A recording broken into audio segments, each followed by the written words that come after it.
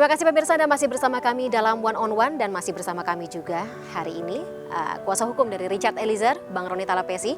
Bang Roni, mungkin langsung saja karena banyak pertanyaan yang ingin saya tanyakan dan tentunya juga masyarakat ingin dengarkan terkait dengan beberapa kesaksian dari Richard Eliezer dalam persidangan yang jadi viral juga tentunya.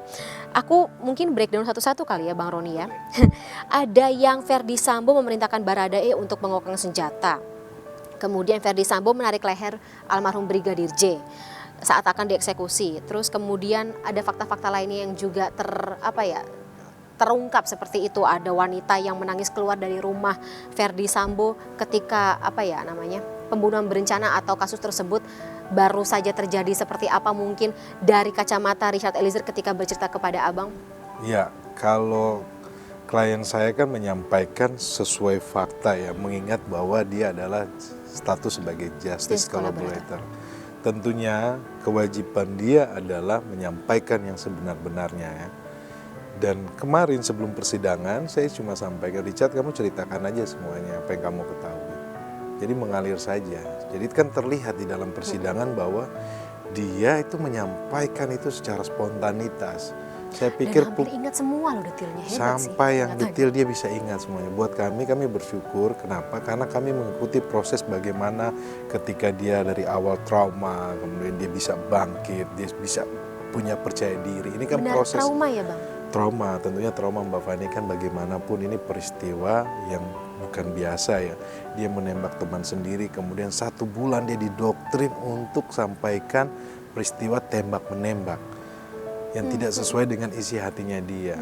Kan akhirnya dia harus menutupi ini, bagaimana rasa trauma itu kemudian dari psikologinya dia kita lihat ya aspek itu. Kemudian kan dalam proses ini kita menghadirkan psikolog, kita menghadirkan rohaniawan untuk pendampingan dan kami melihat progresnya sangat baik, perubahannya. Sehingga dalam persidangan saya bilang sampaikan saja. Jadi dia secara luas dia sampaikan semuanya kan. Kemudian terkait fakta-fakta tersebut buat kami kan itu yang sesuai ya. Pertama soal sarung tangan. Sarung tangan itu yang disampaikan oleh saksi bernama Romer bahwa ketika di depan rumah Duren 3 dia melihat Ferdy Sambo menggunakan sarung tangan, pistol HS jatuh. Tapi kalau kita lihat di CCTV ya bahwa itu tertutup mobil. Kemudian Ferdy Sambo ketika berjalan kelihatan sekali tangannya dia masuk di kantong. Kantong celana. Iya. Dugaan kami itu ketika masuk di kantong itu sarung tangannya itu dimasukin. Oke. Kemudian di dalam rumah Duren 3 di TKP itu dia menggunakan sarung tangan. Richard Eliezer menyampaikan seperti itu. Kemudian kita melihat ya BAP Ricky Rizal di tanggal 15 mereka menyampaikan mereka melihat sarung tangan di dalam rumah. Kuat Ma'ruf menyampaikan melihat sarung tangan di dalam rumah. Di tanggal 18 mereka merubah BAP-nya. Oke, tidak ada sarung Tidak tangan. ada sarung tangan. Terus kemarin persidangan saya tanya, kamu dasarnya apa ketika kamu bilang kamu merubah BAP? Karena ketika konfrontir mereka satu ruangan dengan saudara Ferdy Sambo, mereka melihat CCTV bahwa ketika Ferdy Sambo masuk tidak ada sarung tangan, padahal tangannya masuk ke sarung. Nah, saya sampaikan, tetapi di BAP saudara saksi, itu saudara saksi sampaikan melihat sarung tangan itu di dalam rumah. Di TKP bukan di luar. Kalau CCTV itu kan di luar halaman.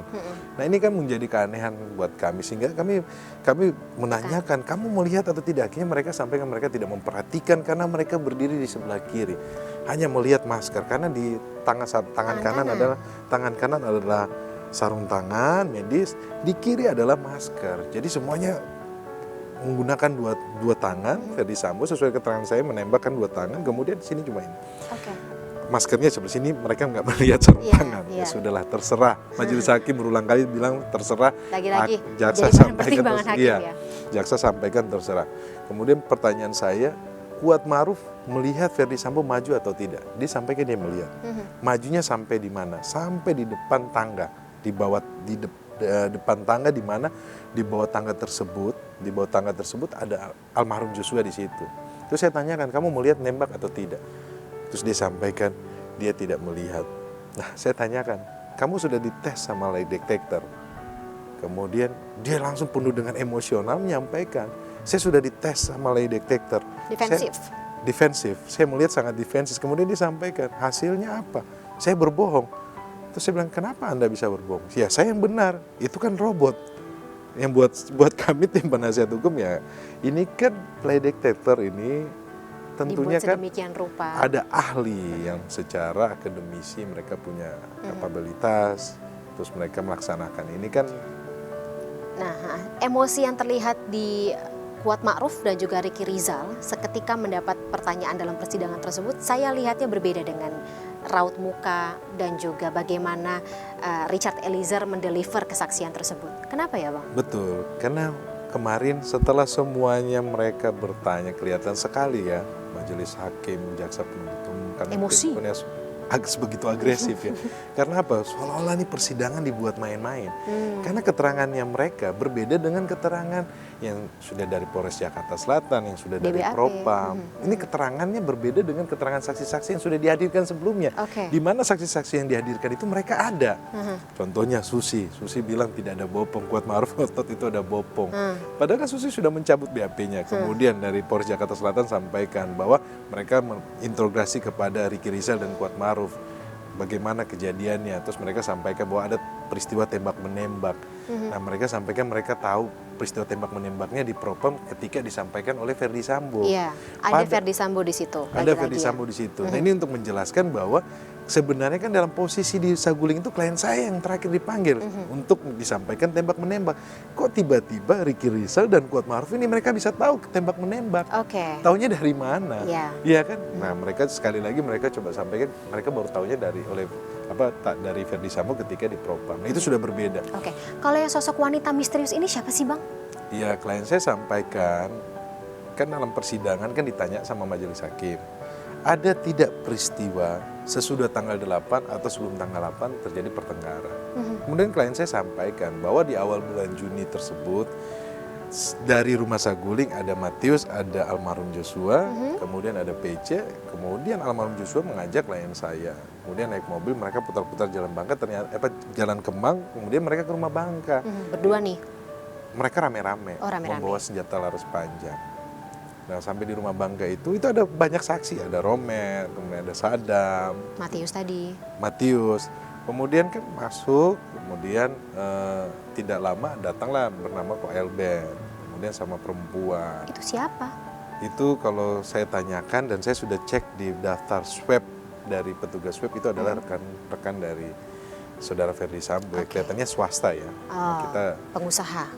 Ya mungkin ya kita nggak tahu siapa. Siapakah Ko Elben ini? Ya tetapi buat kami kan ini sebenarnya tidak masuk dalam dakwaan ya. Tetapi kan ini majelis hakim bertanya, tentunya kan klien saya harus menyampaikan apa yang dia ketahui ya. Jadi menurut saya ya itulah. Tapi yang bener nangis, Bang? Menangis. Dia menyampaikan ketika perempuan tersebut keluar dari rumah menangis. Kenapa ya? Ya kami tidak tahu ada apa kan. Kan kita juga bilang kalau perlu kan hadirkan saja Betul, di persidangan. saja di persidangan kan. Oh, dia ada di lokasi di TKP Iya. juga. Nah ini Terlepas kan untuk mengetahui apa tidaknya ya. Tapi kita lihat kan ya karena ini kesaksiannya saksi banyak, hakim sampaikan bahwa kan ada salah satu saksi yang belum dihadirkan itu dari ajudan. Kita coba untuk minta dihadirkan, tetapi kemarin majelis hakim sampaikan bahwa mengingat persidangan ini berjalan masih panjang, nanti saja dan jaksa melihat Belum jadi prioritas seperti belum itu. jadi prioritas. Sebenarnya saksi yang kita minta dihadirkan ini adalah saksi yang bisa menjelaskan peristiwa yang di situ. Tetapi ya sekali lagi kami menghargai terkait dengan kebijaksanaan dari majelis hakim dan jaksa penuntut umum. Aha. Nah, kalau bicara mengenai kesaksian yang muncul dalam persidangan lagi, Bang Roni, ketika melihat yang disampaikan oleh Eliezer dengan Ricky Rizal dan bahkan dengan Kuat Ma'ruf ini saling berbeda satu sama lain, dan kalau bisa kita ibaratkan perfilman seperti ini, kesaksian yang diberikan oleh Eliezer dan juga Ricky Rizal ini saling antagonistik gitu, saling bertentangan atau saling berlawanan seperti itu. Kalau mungkin kita bisa tarik garis ke belakang, hubungan antar keduanya ya mungkin dengan juga Kuat Ma'ruf ini seperti apa sih sesama ajudan ini? Ya sesama ajudan, Kuat Ma'ruf ini kan sebelum kejadian kan setelah 2 tahun cuti kemudian kerja lagi ya, jadi tidak mengenal secara personal. Kemudian sama Ricky Rizal, sebenarnya Ricky Rizal itu ada di Magelang untuk menjaga. Oh jadi tidak terlalu sering di Jakarta? Sering Jakarta, Desember ketemu, itu saja sih. Jadi sebenarnya klien saya biasa aja. Terus sebenarnya bahwa klien saya itu fokus terkait dengan Nah, kita kan kembali lagi ya ke peristiwa Duren 3 ya, ketika hakim menanyakan, saudara Ricky Rizal, kamu bisa dengar jongkok, tapi kamu tidak dengar woi tembak, woi tembak. Ini kan aneh. Kemudian coba kalau saya menanyakan, coba Anda peragain berapa jarak antara Anda Ricky Rizal dengan klien saya. Ternyata jaraknya sangat dekat. Harusnya kedengeran. Harusnya kedengeran. Itu pertanyaan kami yang pertama kan. Harusnya kalau ketika hakim menanyakan, kamu bisa dengar jongkok, tapi kamu tidak bisa mendengar woi tembak, woi tembak. Kurang fokus mungkin, nggak kita. Kemudian klien saya, berbeda. rekan saya satu menyampaikan, mungkin ini Anda amnesia selektif. Hanya beberapa momen tertentu yang tidak berusaha untuk diingat seperti itu ya Bang Roni. Jadi amnesia Bisa selektif ya? itu yang hanya beberapa part saja kan. Kita Yang sempat nggak ingat nanya kan, tiba-tiba. kamu pernah jatuh kecelakaan atau apa kan, sehingga Tapi kok amnesia selektifnya berbarengan gitu. Yang lucunya satu pattern dalam para ajudan yang tadi senior gitu, hubungannya lebih dekat kepada Verdi Sambo. Ini amnesia selektifnya barengan gitu semuanya. Kok bisa sebenarnya ya? kalau kita lihat ya kalau keterangan ajudan yang sebelumnya kita gali mengenai apakah rumah Duren 3 itu adalah lokasi untuk dilakukan Eksekusi. isolasi mandiri, isoman. Oh, isoman siap. Karena faktanya adalah saudara Verdi Sambo dan Putri Candrawati Tidak tinggal serumah. tidak, mereka untuk PCR, dan kalau saudara Verdi Sambo kalau isoman itu adanya di rumah Bangka. Tapi Eliezer Ini mengetahui terkait berarti dengan soal ini ya? ini terkait dengan keterangan klien saya yang sudah dituangkan dalam BAP bahwa dia sampaikan bahwa rumah Duren 3 itu bukan lokasi isoman. Jadi alasannya mereka dari Saguling ke rumah Duren 3 katanya buat isoman. Padahal kan klien saya sampaikan itu bukan tempat isoman. Isomannya adalah di rumah Bangka, kan terungkap di persidangan. Lewat para ajudan lama, kemudian ART, kemudian petugas swab. Kita pernah menanyakan petugas swab, pernahkah Verdi Sambo kena positif COVID? Kemudian pernah. Lokasi swabnya di mana? Di rumah Bangka. Pertanyaan saya yang kedua, kalau biasanya orang positif itu ada beberapa hari kemudian akan melakukan swab lagi. Betul. Di mana lokasi swabnya? Di rumah Di Bangka. Bangka. Jadi, Oke. iya, kemudian Tiba-tiba menjadi rumah Duren 3. tiba-tiba menjadi rumah Duren 3. Nah, ini jelas ya. Nah, Dan sebenarnya bisa ditanyakan kepada ketua RT yang bersangkutan ya, tapi sampai dengan saat ini sang ketua RT ini belum memenuhi pemanggilan untuk jadi saksi ya, Bang Roni. ada ketua RT, kemudian ada juga asisten rumah tangga yang kita Ada 2 yang juga Dua. sampai dengan saat ini. 2 yang belum hadir. Ada rencana Bang Roni Kita memanggil selalu maksa? minta supaya dihadirkan. Penting sekali ini untuk peristiwa pidana ini menjadi jelas ya. Kemudian salah satu ART yang bernama Agus juga itu tidak. Belum, iya. Hilang. Berarti ada 4 ya yang belum.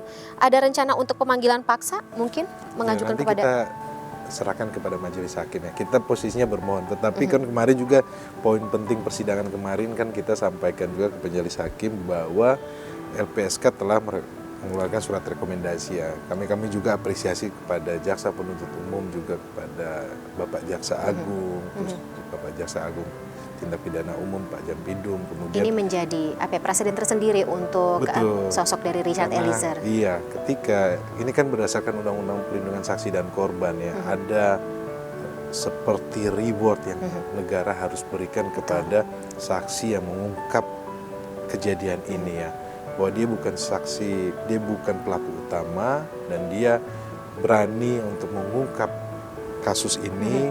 Tentunya di dalam Undang-Undang Perlindungan Saksi dan Korban dia mendapatkan apresiasi. Nah, Sebagai kemarin, justice collaborator itu ya? Iya, sebagai Baik, justice collaborator. itu akan kita gali lebih lanjut ya Bang di Iya. segmen berikut karena berhubung kita harus commercial break atau jeda sejenak ya. Tetaplah bersama kami pemirsa, program One on One akan kembali sesaat lagi.